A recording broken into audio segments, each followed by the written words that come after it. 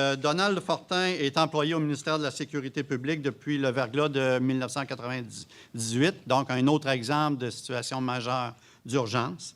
Et il est conseiller en sécurité civile pour la direction des opérations à la Direction générale de la sécurité civile et de la sécurité incendie. Il est impliqué, entre autres, depuis une dizaine d'années dans les dossiers qui concernent l'interopérabilité en matière de sécurité publique. Donald. Je dois sauter sur les conclusions là, de mon prédécesseur. En matière de géomatique, je pense que vous êtes condamné au succès en matière de mesures d'urgence. Pourquoi? Parce que vous fournissez des outils d'aide à la décision.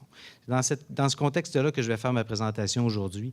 Et c'est apprendre à la dure en mesures d'urgence à fournir ce genre de produits-là parce qu'on est dans un environnement extrêmement stressé où c'est vrai que c'est difficile de se planifier et de se préparer en fonction de situations d'urgence. Par contre, je crois sincèrement que la municipalité maintenant de Lac-Mégantic est déjà plus armée à faire face à un sinistre. Ils l'ont vécu et c'est à la dure qu'on apprend à intervenir dans des situations comme ça. Maintenant, ce que j'ai à vous dire peut-être, c'est qu'aujourd'hui, on parle de plus, puis je parle surtout à mes collègues municipaux en matière de géomatique, c'est surtout quand ça va nous arriver. Avec les changements climatiques, avec les contraintes anthropiques qu'on vit continuellement, je pense que nos communautés sont de plus en plus à risque, en tout cas, on en est conscient. Et il faut absolument, de toute façon, trouver le moyen d'être performant lorsqu'une situation arrive pour être plus résilient. Maintenant, mon défi, c'est de vous présenter l'ensemble du contenu en 15 minutes. Et ce que je vous propose dans ces 15 minutes-là, dans un premier temps, je dois vous mettre en contexte du comment ça fonctionne, les catastrophes au Québec. C'est quoi le système de sécurité civile au Québec? Ensuite, je vais venir sur le cas de Lac-Mégantic, sur une perspective gouvernementale, pour ensuite revenir de façon plus générale dans les concepts de géocollaboration appliqués en sécurité civile. Donc, je suis du ministère de la Sécurité publique. Sommairement, la police, les prisons, les catastrophes. Moi, je fais partie de la direction de la sécurité civile et de la sécurité incendie, donc le volet catastrophe. Et bien entendu, on fait partie de cette grande famille avec la Sûreté du Québec, les affaires policières et le système, le service correctionnel. Maintenant, en urgence, je parle de, pas la sécurité civile en général, parce que la sécurité civile, là, ça commence par vous, les citoyens, les municipalités, qui d'ailleurs est l'organisation qui est responsable de votre protection en tant que citoyen, et des ressources gouvernementales qui interviennent. La sécurité civile, nous, là, ceux qui portent ce genre de logo-là et de chandail-là, on est une petite équipe. Et principalement, notre mandat se résume dans ces 3 photos-là que j'ai mis ici en intervention. La première que vous voyez avec le mot « coordination », c'est vital. Nous, notre rôle, on est une petite équipe, on s'assure de la coordination lors d'interventions gouvernementales en soutien à la municipalité. C'est qui intervient? Bien, c'est le ministère des Transports, c'est l'Environnement, c'est la Sûreté du Québec, c'est l'ensemble des ressources gouvernementales qui, de par leur fonction naturelle, vient porter main forte aux municipalités. Nous, notre rôle, c'est de coordonner, c'est de s'assurer que chacune des organisations, somme toute silotées, puisse être en mesure d'intervenir adéquatement auprès de la municipalité. Deuxième mandat important, opération terrain. On s'en va directement auprès des municipalités. C'est les municipalités qui décident, qui font, qui gèrent, qui mettent en place les plans de mesures d'urgence et qui répondent aux situations d'urgence. Nous, on vient aider, on vient porter main forte, on vient conseiller. On est une porte d'entrée aussi au niveau de l'appareil gouvernemental. Et c'est ainsi qu'on se déplace sur les lieux de l'événement lorsqu'une situation d'urgence arrive. Et j'ai mis ici une photo du Centre des opérations gouvernementales qui est ici à Québec 24 heures sur 24, qui reçoit des appels de plusieurs lignes d'urgence au gouvernement. Juste pour vous sensibiliser au fait que, étant donné qu'on est directement en lien avec la municipalité, étant donné qu'on est en lien avec l'ensemble des ressources gouvernementales, on est appelé à faire de la gestion de l'information assez complexe parce qu'on est au centre de l'ensemble des interventions. Cependant, puis là, ça va au cœur du thème de la géomatique et de la poursuite de ma présentation, chacune des organisations gère sa propre information. Le défi maintenant, c'est de regrouper l'information, d'avoir un portrait global, de valider l'information, de faire des rapports. Et la géomatique contribue incroyablement bien à pouvoir nous donner un portrait, de vulgariser l'information et d'être en mesure de prendre des décisions.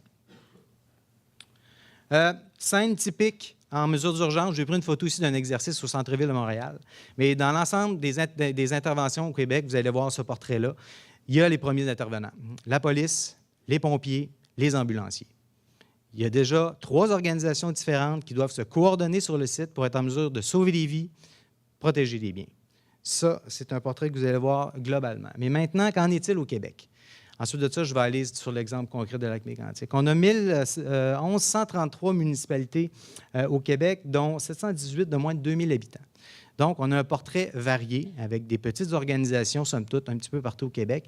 Et ce sont les municipalités qui sont responsables de la sécurité civile sur leur territoire. Bien entendu, il y a les premiers intervenants. Le portrait est assez éloquent d'ailleurs. Il y a 705 services de sécurité incendie actuellement au Québec, dont plusieurs corps qui sont formés de gens bénévoles, comme ici, là, M. Dosti, là, qui a fait la présentation tout à l'heure. Combiné à ça, certaines municipalités qui ont des services de police municipaux, 30 services pour une répartition, là, pour une couverture plutôt de 100 municipalités. La Sûreté du Québec, bien entendu, très présente au sein des plus petites municipalités, d'ailleurs, qui ont porté main forte incroyablement au niveau de Lac-Mégantic, avec une force constabulaire là, incroyable pour venir répondre aux événements qu'on a vécus. Et des services ambulanciers. Les services ambulanciers, c'est des entreprises privées. Il y a une entreprise paragouvernementale qui existe, c'est Urgence Santé, ici dans la région de Montréal, qui couvre Montréal et Laval. Le reste, c'est des entreprises privées qui viennent justement intervenir pour offrir les soins préhospitaliers. Environ, c'est l'équivalent à peu près 400 ambulances qui sont prêtes à intervenir. Bon, ceci étant dit, ça se passe sur le terrain, les premiers intervenants sont là. Mais il y a aussi les ressources gouvernementales qui viennent porter main forte aux municipalités. Et les ressources gouvernementales s'articulent là, à deux niveaux. Le niveau régional, on est décentralisé, l'ensemble des ministères et organismes au niveau régional, mais aussi les organisations qui sont ici à Québec centralisées. Mais tout ça est sous l'égide du Plan national de sécurité civile, où il y a plus de 400 ministères et organismes qui sont déjà impliqués. C'est tout un défi, beaucoup d'organisations. Et le Plan national de sécurité civile est issu du Verglas. Au Verglas, c'est pas mal, hein? Tout s'est articulé alentour de missions en soutien aux municipalités. Le système est comme ça. Les ressources gouvernementales viennent appuyer les municipalités. Et ce qu'on a découvert lors du Verglas, c'est les besoins vitaux auprès des municipalités. Et ce qu'on s'est aperçu surtout, c'est que les ministères et organismes ont leur mission, font déjà de l'urgence. Maintenant, on fait appel à des contributions supplémentaires au niveau des ministères et organismes, mais qui ne sont pas prévues dans leurs lois constitutives ou dans leurs actions quotidiennes. À titre d'exemple, le ministère des Transports, si on fait une évacuation massive qui est de la responsabilité de la Sûreté du Québec dans un endroit, puis qu'on a besoin d'avoir de véhicules pour transporter de la population ou des biens, mais ce n'est pas écrit, ce n'est pas une activité régulière ou normale, mais c'est inscrit dans le plan national. Comme ça, on est en mesure de mieux intervenir, je crois, humblement au niveau gouvernemental pour faire face à des situations d'urgence en soutien aux municipalités. Je vais avoir besoin de quelqu'un qui m'avertit peut-être 5 minutes avant la fin. Je suis capable de vous entretenir de ça pendant 1 heure. Maintenant, le lac Mégantic. On a eu tantôt des présentations qui vous ont présenté le cas. Je vais passer rapidement au niveau des conséquences sur site. Mais il y a également eu toute une gestion des conséquences à l'extérieur du lac Mégantic. Tout ce pétrole-là qui s'est déversé dans le lac Mégantic a bien entendu poursuivi son chemin là, tout le long de la rivière Chaudière. Et ce que ça représente aussi, c'est de la contamination de l'eau potable affectant plus de 300 000 personnes. On l'a nommé tantôt, c'est presque 6 millions de litres de pétrole dans l'environnement ou brûlé. Contamination des sols, de l'eau, des bâtiments, bien entendu, avec Mégantic. Donc, il y a aussi des conséquences hors site à gérer au niveau de cette catastrophe. En termes de mobilisation des ressources, c'est plus de 30 ministères et organismes qui ont été mobilisés pour les interventions de lac Mégantic. Les premières heures, l'intervention directe et aussi là, tout le suivi et la reconstruction. Ça a été nommé tout à l'heure, il y a eu au-dessus de 100 services incendies qui sont venus porter main forte. Je pense que dans le premier 24 heures, il y en a eu pas loin de 29, dont 5 qui viennent des États-Unis. Et ça a été même des offres spontanées qui ont été émises par les collègues du Maine. Plus ou moins 200 policiers de la Sûreté du Québec directement sur le site. À l'heure actuelle, on a, en termes de contribution gouvernementale, le gouvernement du Québec, 137 millions sur un total de dépenses prévues de 387 millions. C'est majeur ce qui s'est passé à Lac-Mégantic et en termes d'intervention.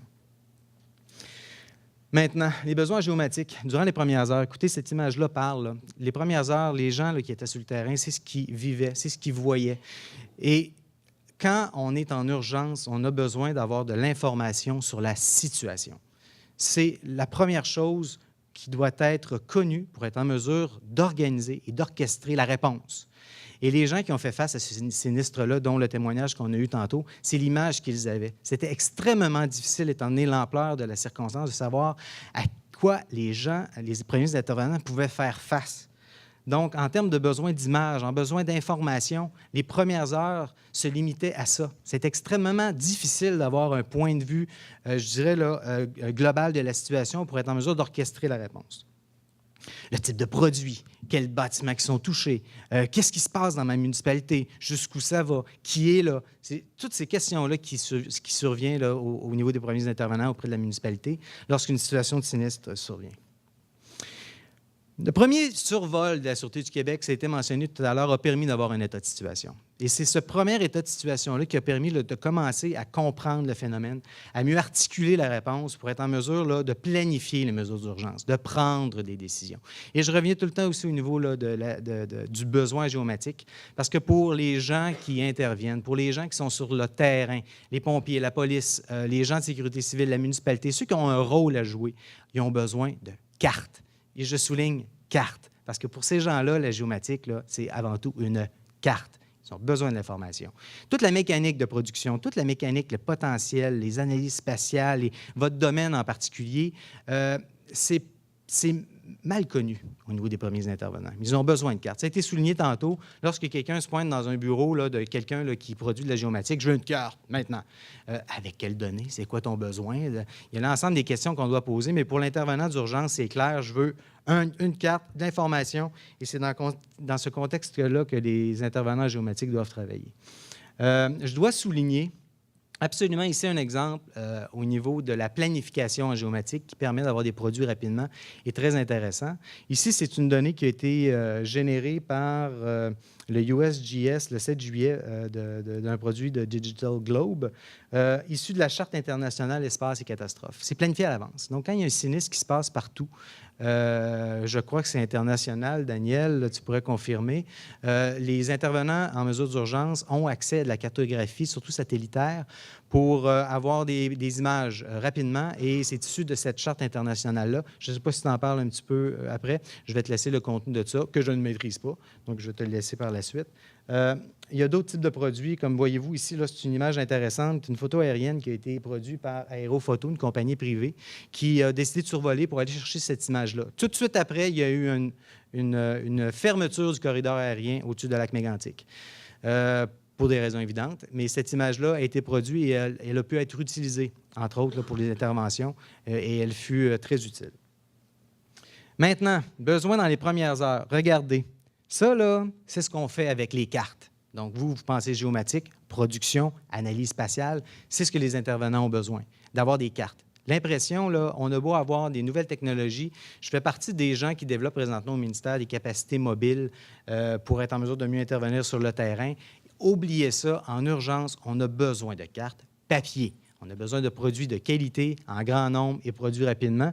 Et d'ailleurs, l'ensemble des 5 minutes, l'ensemble des produits qui ont été faits, comme vous avez vu tout à l'heure des exemples, sont issus d'un marqueur en premier. Il y a quelqu'un qui prend la décision d'établir un périmètre, de travailler avec ça. Et dans ces premières heures-là, moi, j'étais mobilisé ici, à Sherbrooke, au Centre de coordination gouvernementale, qui est en soutien à la coordination à Lac-Mégantic. Puis j'ai qualifié cette information-là parce que j'ai les outils pour le faire. Donc, j'ai été en mesure de faire, avec mes outils, les périmètres qui ont été faits directement sur le terrain. Je l'ai qualifié une fois. Vous l'avez probablement qualifié. Les gens de la Sûreté du Québec également, les autres ministères. Et on s'est rendu compte à un certain moment donné où les fameux périmètres se promenaient d'une organisation à l'autre et les périmètres étaient différents. Donc, les 3 polygones, zone rouge, zone jaune, zone verte, au début, bien, il y avait des formes différentes. Donc, ça crée des problèmes. Là, on parle d'outils d'aide à la décision. Et c'était ces informations-là qui étaient vitales pour vous, par la suite, de faire des requêtes spatiales pour être en mesure d'alimenter les gestionnaires d'informations. Donc, en situation de sinistre, c'est stressant. On a besoin de produits rapidement. Mais là, le défi, là, c'est de pouvoir planifier à l'avance comment on va être en mesure d'échanger l'information pour avoir la meilleure information possible directement de celui qui la produit, pour ensuite de ça faire une cohérence entre les organisations pour être en mesure d'avoir des produits à valeur ajoutée. Donc, en urgence, pas mal, on a besoin d'informations sur la situation. Ça, je le souligne. Ça, c'est ce qui se passe maintenant. Et je vous le dis, là, si on gère mal cette information-là, on va prendre des décisions pareilles. Donc, si on ne gère pas cette information-là, on doit prendre des décisions. Si elle est structurée, organisée, diffusée, connue, partagée, les décisions vont se prendre de façon plus exactes et de plus pertinentes selon l'intervention à donner. Des données de base, on l'a souligné tantôt, des données de base, il y en existe dans chacune des organisations. Il faut savoir sont où les données de base, avec quelles données on travaille. L'exemple typique, là, vous avez sorti des listes des adresses. Bien, probablement que toutes les organisations qui font de la géomatique ont sorti des listes d'adresses selon leurs besoins, selon leur type de... Et probablement que le résultat, le fruit était différent parce que les bases ne sont peut-être pas tous sur la même source d'information. Et entre vous et moi, surtout les collègues de la GMQ, les données les plus précises des municipalités, c'est vous qui les détenez. Donc, c'est sûr et certain que les organisations gouvernementales, les premiers intervenants, vont faire appel à vos services parce que vous avez la donnée, les connaissances fines de ce qui se passe dans la municipalité. Et des données à valeur ajoutée. C'est très important. Il arrive une situation, information sur la situation, données de base, couplées, analyse spatiale rendue, donne une donnée à valeur ajoutée qu'il faut trouver maintenant le moyen de partager. Il me reste sûrement 1 minute, 2 minutes, parfait. Bon, ça va, c'est bien. Un exemple, j'en ai mis ici, là, puis ne forcez pas les yeux pour rien, là. Il y en a eu plein de produits géomatiques qui ont été produits. Ce que je me suis aperçu quand j'ai présenté cette conférence-là ce matin, c'est que des produits, là, il y en a eu à la tonne et entre les organisations, il y a une méconnaissance de ce type de produits-là. Il y a probablement des produits même qui ont été présentés dans ma présentation que vous découvrez ce matin. Ce n'est pas normal. Probablement qu'il y a des organisations pour des besoins spécifiques parce que c'est comme ça encore aujourd'hui que la géomatique se fait. Chaque organisation a son équipe de géomatique et fait de la production au day-to-day. Donc, on a un client, on a une production, un besoin et on a un livrable. En urgence, là, ça se poursuit de cette façon-là, mais là, il faut interconnecter les organisations entre elles pour être en mesure d'échanger l'information de façon plus rapide et de façon plus efficace.